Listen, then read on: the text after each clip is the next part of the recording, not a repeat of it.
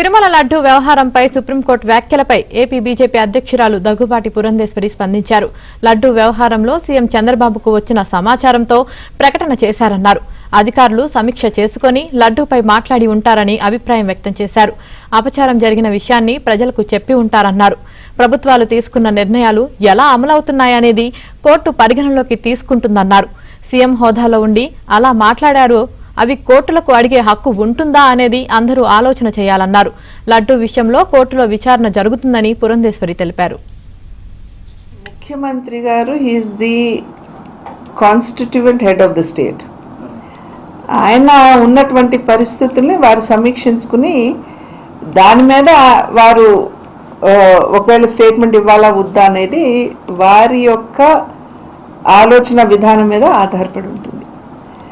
The court వచ్చి సాధారణంగా ప్రభుత్వాలు తీసుకునేటువంటి నిర్ణయాలు ఏవైతే ఉన్నాయో అవి సరిగ్గా అమలవుతున్నాయా లేదా అనేటువంటి విషయాల్ని వారు పరిగణలోకి తీసుకోవాల్సినటువంటి బాధ్యత కోర్టుకుంటుంది.